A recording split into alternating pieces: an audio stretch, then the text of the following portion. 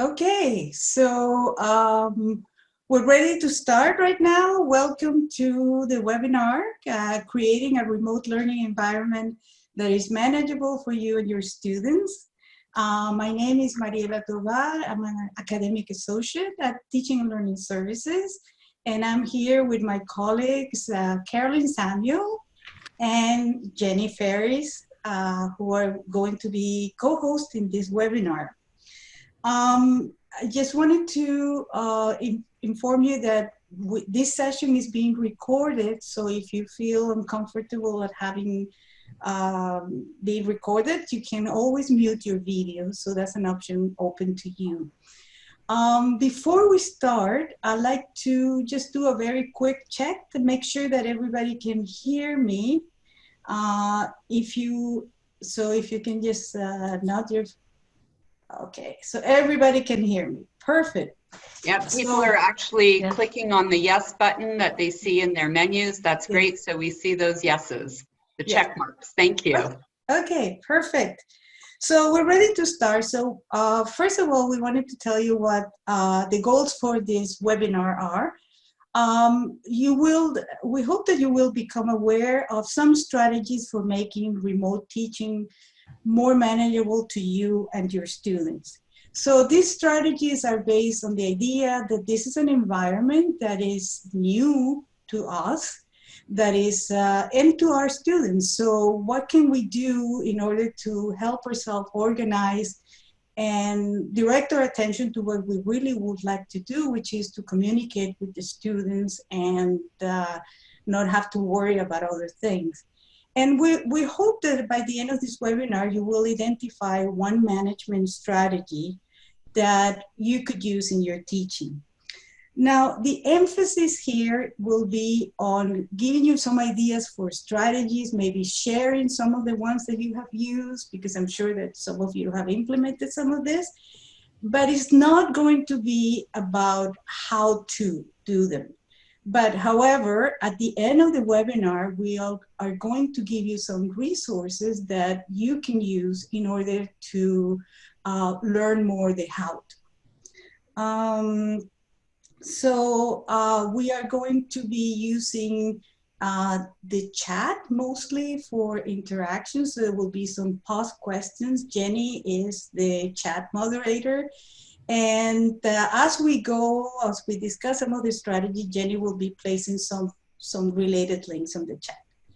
Okay, so I'd like to quickly share the agenda. We're going to have a check-in question for you. And we're going to be talking about strategies for preparing for your meeting and monitoring and moderating during the meeting. Specifically, we're going to be talking about live discussions and some alternatives to live discussions. And something that is always very overwhelming sometimes if you're not used to it is how to manage the chat. Then we'll conclude with sharing some of the TLS resources and a closing question. So let's start with the first check-in question, which is, when you think about teaching remotely, what words or phrases come to mind? If you can respond using the chat.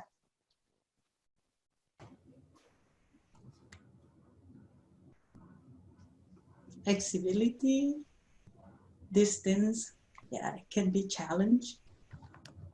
Engagement, yeah, lack of community, static, technique. Okay, so these are some of the words: communication and closeness, missing body language. Yes. So these are some of the things that are very present, especially as we switch our teaching equity, that means who has access to equipment, distractions, and so on. So as we switch our teaching to remote teaching, these are some of the things that come to mind. And so I think that I just wanted to mention that the next webinar that we have is going to be dealing with how to create the sense of community that is so challenging in the remote environment. So, but now let's just talk about some strategies. So we are going to talk about strategies for preparing for your meeting. Okay, so these are some basic strategies, but that can be very helpful in terms of preparing for your meeting. The first one has to do with setting a virtual background. And I put the qualifying here, if you can, because if you notice, you have access to my really nice office, if I may say so myself. But if you see Carolyn, Carolyn has a virtual background. And sometimes that's very helpful because you can basically, you don't want to share something, parts of your home. So I'm going to turn it to Carolyn so she can talk a little bit about her virtual background and some ideas on how to do it. Well, you might notice that I'm actually sitting in a McGill classroom, but virtually. So this is Arts 150. And I've chosen this because I decided that not everybody attending this webinar needed to see my home space. So when you're preparing for your teaching sessions, you might want to just think about whether or not you want your students to see the space you're in. If you don't, you can select a virtual background. You can upload a picture that you like and put it there. But the library has made available a number of campus pictures that you might want to choose from, and Jenny has posted links in the chat to two different sites where you can access these images.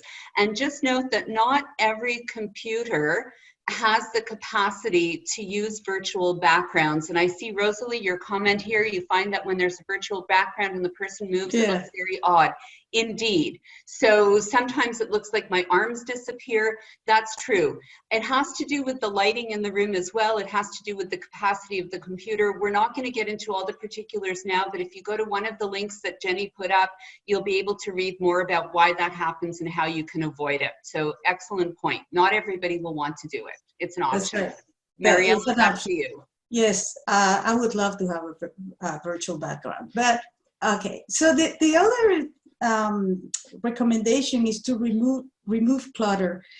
And as we start teaching in a remote environment that is unfamiliar, like you said, is, you know, that there is something challenging. You want to organize yourself as much as you can, and this not only refers to your physical clutter, but also your virtual clutter. So I have found very helpful to just have only the files that I need for my session open.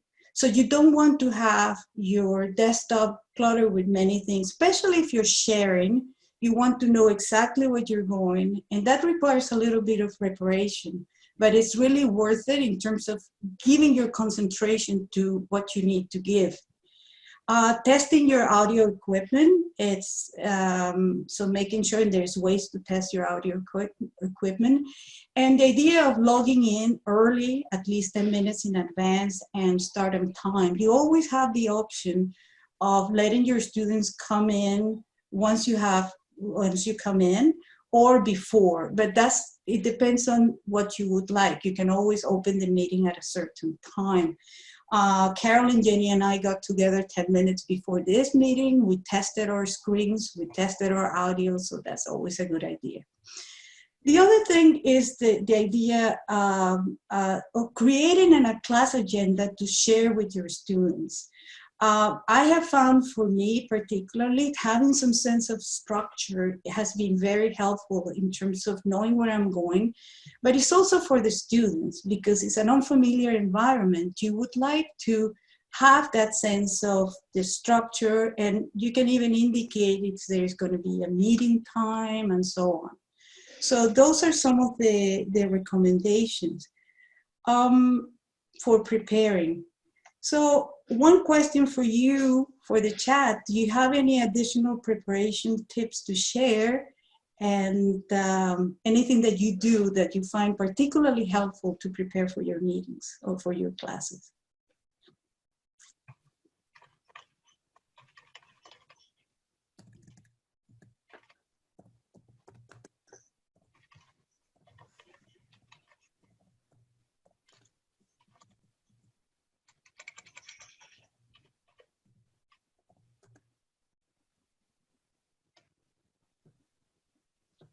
There's things before practice.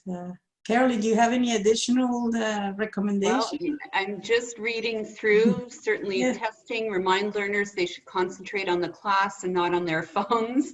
Yeah, that's absolutely a good thing to do. Yes.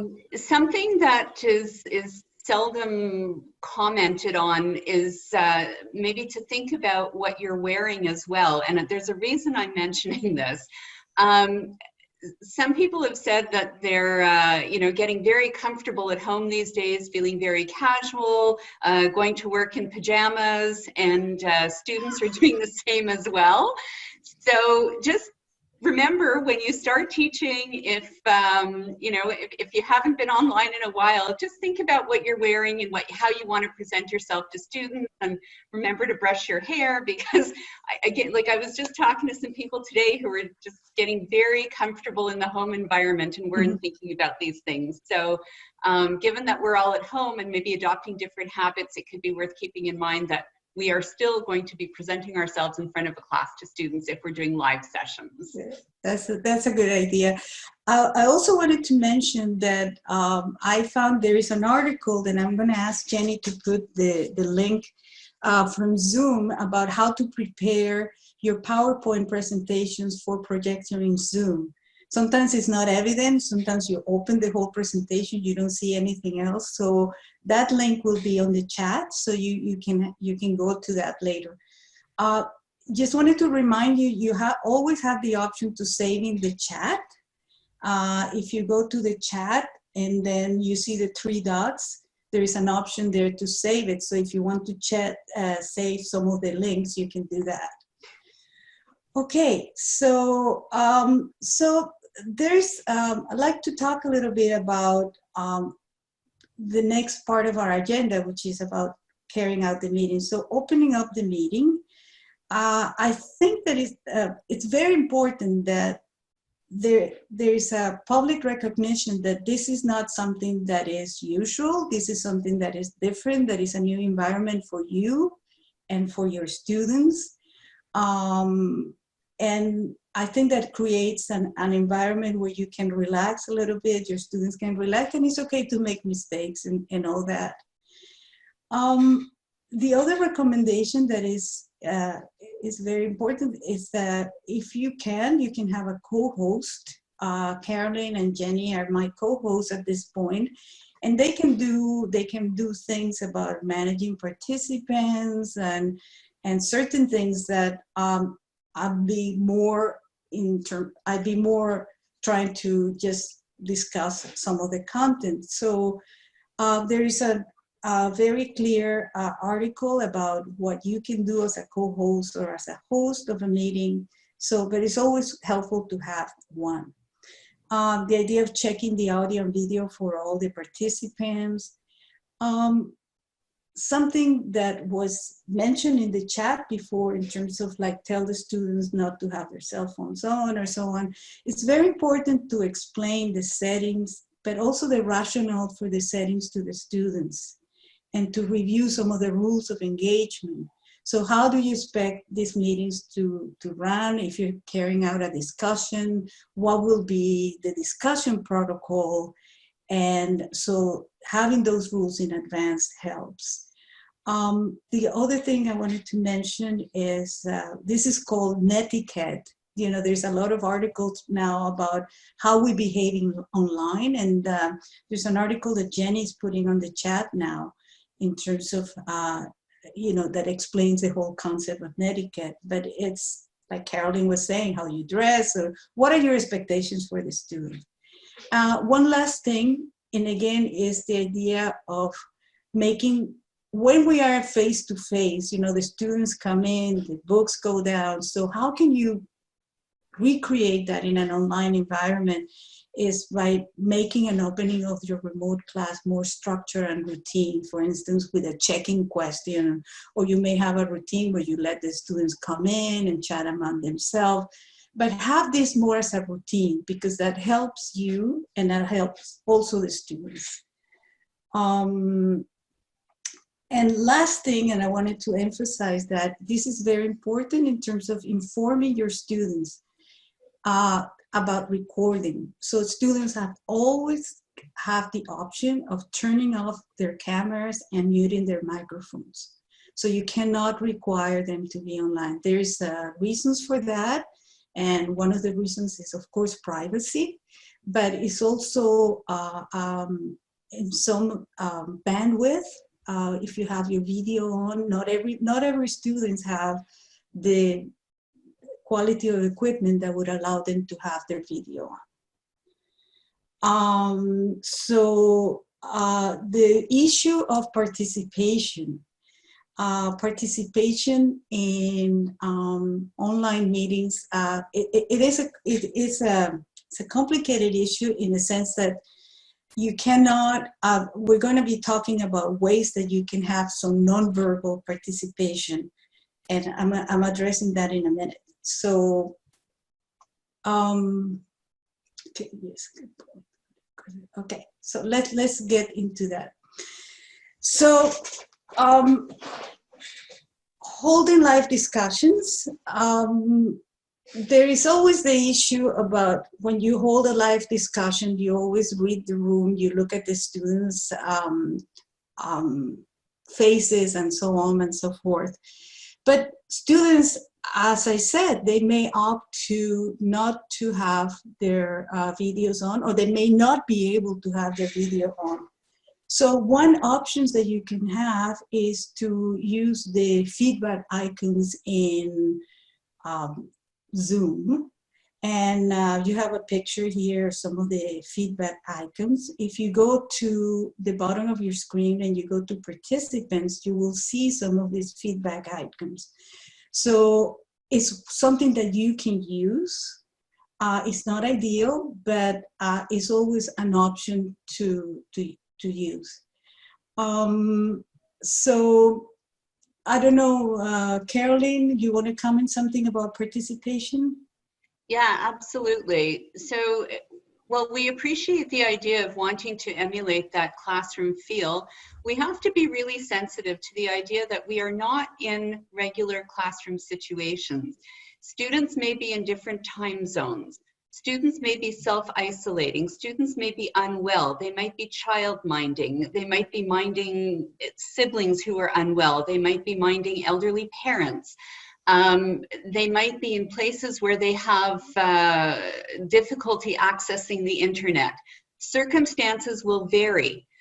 So while we want to have our students in class with us online, if you will, and have them participate, it will be important to be sensitive to the very different circumstances.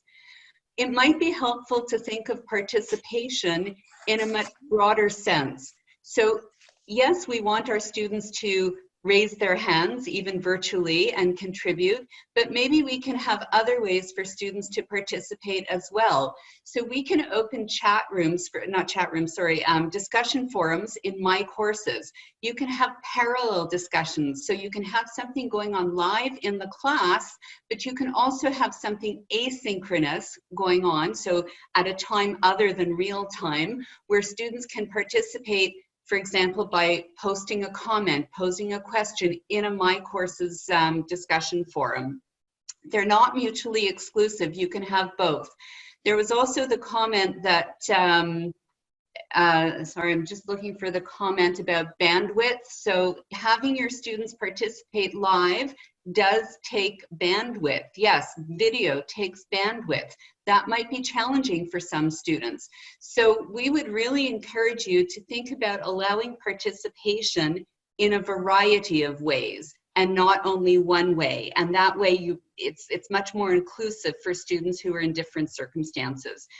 I'd also like to add that if you do it virtually, you do it live, synchronously, or you do it asynchronously, it's still a good idea to think about sound pedagogy and structuring these discussions. So give your students guidelines about how you want them to participate.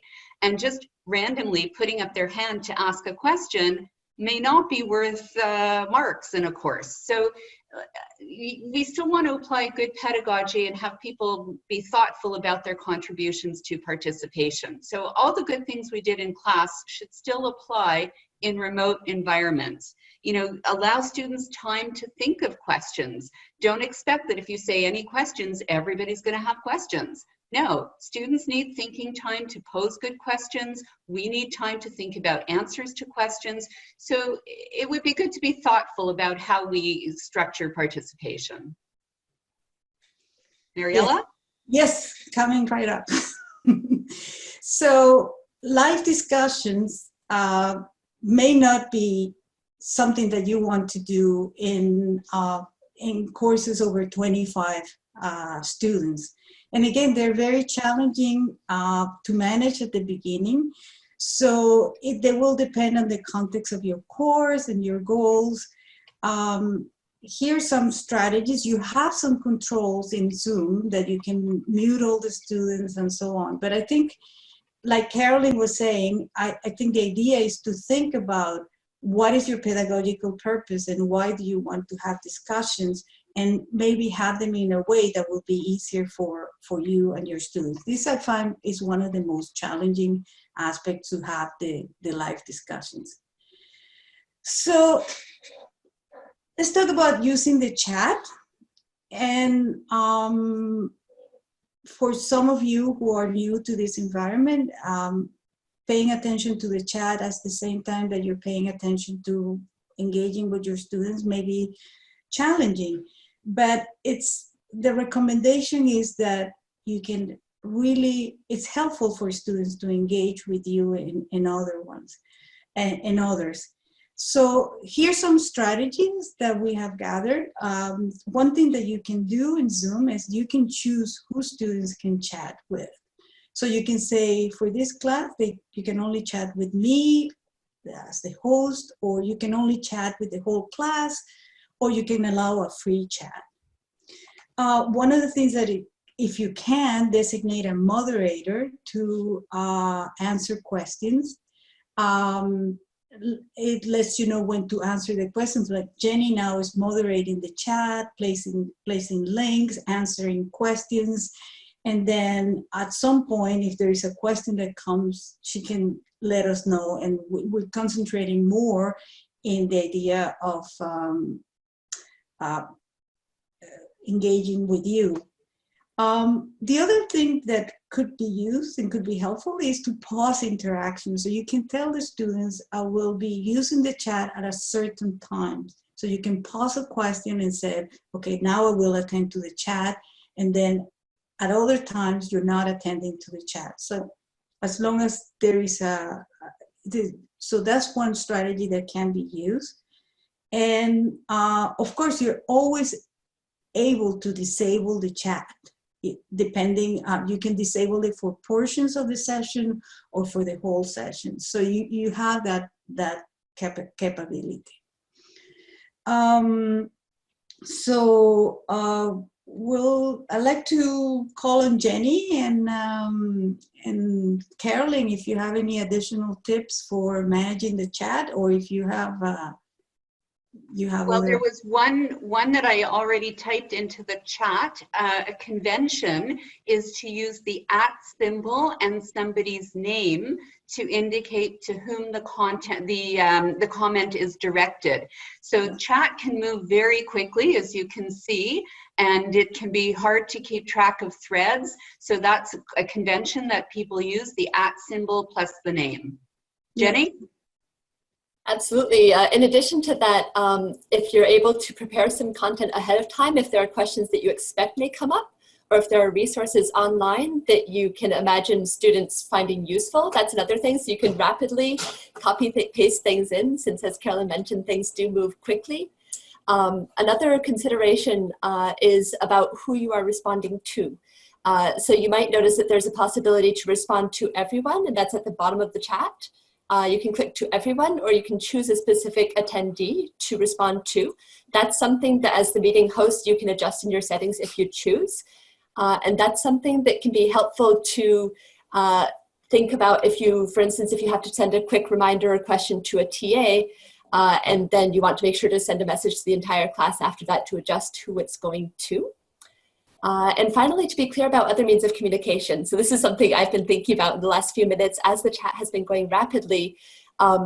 If you're able, for instance, if you don't manage to respond to every single question that comes through on the chat, you can explain ahead of time other ways that students can touch base with you.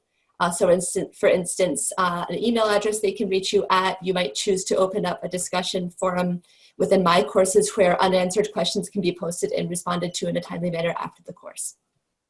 And as Julia just pointed out, you can pause periodically. Like you can tell your students, don't ask questions while I'm talking. I'll talk for 10 minutes and then I'm gonna stop. And when I stop, that'll be your time to pose the questions and I'll answer as many as I can. And then, you know, you can resume your lecture. So there's nothing that says you have to have the chat going as a back channel the whole time you're teaching. It's not manageable.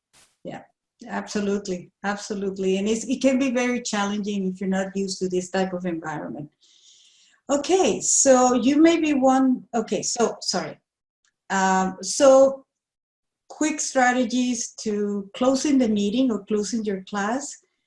Again, as the opening, it is always advisable to make the closing of your remote class more structured and routine. So there is a way of closing the class because you're missing that face-to-face component. It could be a reflection question, a last comment, something that you want to incorporate in every class. I think that the idea of structure and the idea of routine, so as we get more and more familiar with this environment, is key.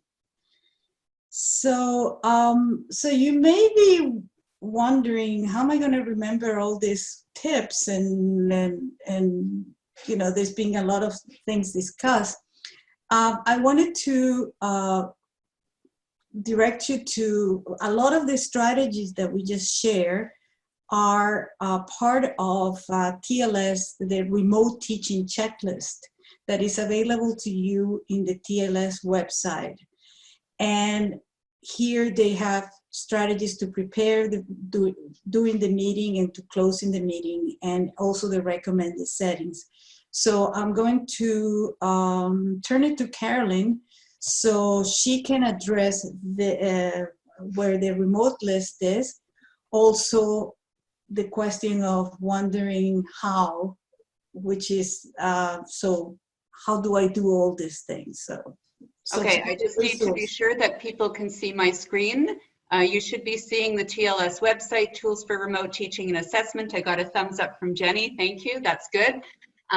So the checklist that Mariella was talking about, if you go to, here we're at Tools for Remote Teaching and Assessment, and I'm clicking on Zoom for Remote Teaching right here. And on that page, we have a little red flag that says download the remote teaching checklist. I'm clicking on that, and then we get to the checklist that Mariella just showed you on the screen before. She has addressed a number of the points that are on this checklist, but this is a really nice PDF that you can download. And we do have some other suggestions. I'm just going to go back here. On this webpage, Zoom for Remote Teaching, you will see a lot of information. I'm scrolling down to teaching with Zoom. You get the checklist, and then many of the how-tos are here. And when you click on these, we even have screenshots for you to let you know what to click on and how to access the different features of Zoom. I'm just going to go back now to the PowerPoint slides. So in addition to those resources, we'd like to recommend that you organize practice sessions with people in your unit, because we really understand that how-to is not going to happen necessarily by listening to us talk, but it would be very challenging for us in a webinar to have many people doing the clicking. So think about getting together with your colleagues and setting up some Zoom sessions where you can practice the different features. You might also want to seek out knowledgeable colleagues in your unit who would be willing to guide you. And we're just about at the end of our webinar today, so we have one last activity for you, a reflection activity, we'd like to know what your most important takeaway from today's session is. That's helpful feedback for us. In addition, it's helpful for you to leave with a concrete takeaway if you can think of something. And we're also modeling this as an activity that you can do with your students. Very simple in the chat, what's your most important takeaway? And if you wanted to do this asynchronously, you could, of course, have your students submit something to my courses in a discussion forum, and it can be anonymous or not anonymous. So we are actually at 12:46. We're hoping that you're going to type some takeaways into the chat so that we get the feedback. And we'll be online for another few minutes in case anybody would like to ask questions. You can put up your hand. We'll call on you. We're happy to hear your voices, and you can still keep typing in the chat. That's okay. So thank you, everybody, for joining us. The webinar, the video of the webinar from Tuesday is already online on the page where you got the link to today's webinar, and we'll put this webinar up, I'm hoping by tomorrow afternoon. If not, it'll be sometime Monday. So we hope you'll join us for next week's webinar as well, and love to hear your questions if you have any. Thank you. Okay, so we've got lots of things coming in the chat. That's great. I don't know if we have any hands up. Do we have any? Okay, so we're glad to see these takeaways. So there's a question about a PDF for the slides. These slides appear in the video, so you'll be able to see them there. Yes. I'd just like to mention that one of the participants pointed out that for rapidity of accessing material in the slides, that a PDF could be helpful if somebody doesn't have the time to go through the 30-minute presentation. So that's something we can perhaps discuss afterwards. Okay, we'll look into that. I think that will be doable. Thank you. Can I ask a question? Please do. Hi. So thank you very much for the webinar. I wanted to ask,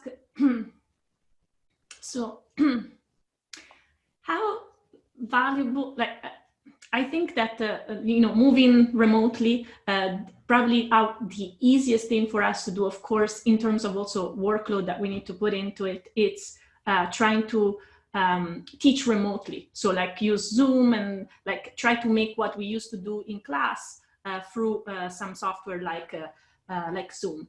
But I was wondering, do you have any resources that link to how would you design a course online?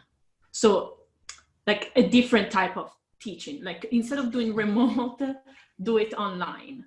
So like, because I tried to look up for some courses or like resources to read, but I couldn't really find, I don't know, I didn't find something that really satisfied me. I don't know, I can answer that. We are not at the moment preparing instructors to develop online courses. That as you say, is a completely different methodology. But what we can do, Julia, is put you in touch with somebody who can give you some resources. Also, I think that some of the online resources that TLS has about teaching strategies and assessment could be helpful as an initial way to switching and thinking about. That was mostly the content of the webinar that was delivered before. So I think, Carolyn, you illustrated some of the things like about the instructional purpose and how would you do it in person and how would you do it online. So if you look at the recording of the previous webinar, I keep calling it seminar. It's just like my face-to-face persona. Anyway, you can see that there's some resources that help you think in terms of instructional purpose or learning outcomes that you have, and how when I did them face-to-face, I did it this way. So what are the alternatives to do it online or remotely?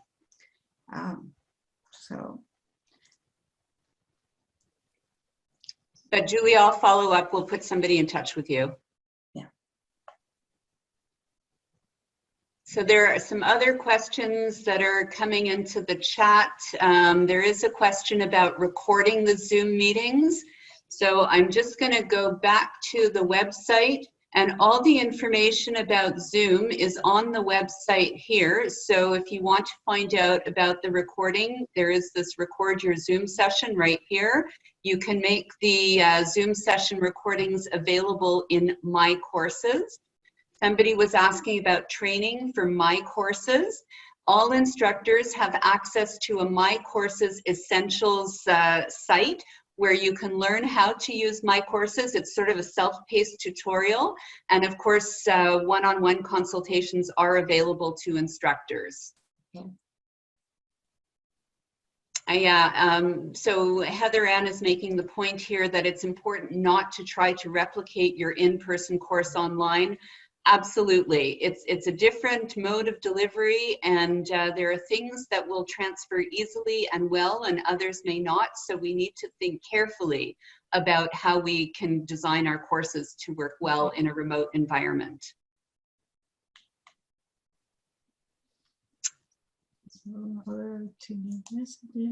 Okay, I think we're going to end in another minute or so. Yes. So we have a question, maybe one more question here from Joanne Poirier. Do you have distinct documents for large class remote teaching versus seminars? Let me see, I'm trying to read the question. Nothing specific. I mean, the recommended practices we've talked about apply, and it would be a matter of thinking about what's appropriate in a large class versus a small class, and can you insist that students open their cameras? We recommend not for privacy reasons. So no, again, this idea that students will be in very different circumstances potentially around the world. They might not want to share the environment they're in. They might not want to appear on camera. So no, please don't. And also, there is that question of bandwidth. If your students are in environments where they don't have easy access or regular access to internet service, it would be onerous for them to show themselves on camera. Okay, there was a mentioning, I just wanted to say there was a mention about the issue of assessment and whether we're going to have a webinar on assessment. So that's something that we are considering doing. I think this is one of the most challenging things about, you know, translating, switching. So we will definitely, we're thinking about it, and I think it's worth considering. I'm not sure that we're going to be talking about small group versus large groups. We probably will have some online resources in terms of different strategies. So I don't know what else. Let's see, Carolyn? Oh, okay. Well, Anna has a really good question about books. And oh, Jenny, did you want to address that one? Sure. So thank you, Anna, for your question about access to materials. That's a good question. The library, I understand, is working to expand their access to online materials. So working in terms of trying to get greater access to larger portions of works that are online, and also to have concurrent access so multiple people can potentially access a given resource at a time. The liaison librarians are phenomenal in terms of working with you if there's a specific resource that you'd like to ensure your students have access to. And we can certainly, let me provide a link to that page. To the liaison librarians, and also they have the teaching page, the services for instructors. Yes. If you could put that one too, that would be great. Will do. Yeah, please just hold it 2 more minutes for this to get open so I can get to the website and back. Absolutely. Thank you. Okay, and Rosalie, your question about office hours, that's up to you how you'd like to manage it. In Zoom, you can set up Zoom sessions to meet with students. You can have, you could hold tutorials, you can do breakout rooms, you can do synchronous, you can do asynchronous. Yeah, so Julia's responding, it depends what type of questions you usually get. I don't think there's a simple answer that will work for everybody in every context. So that might be something more individualized.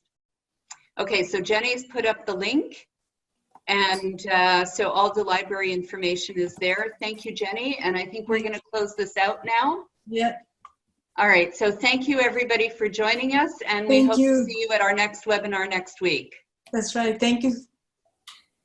Thank you.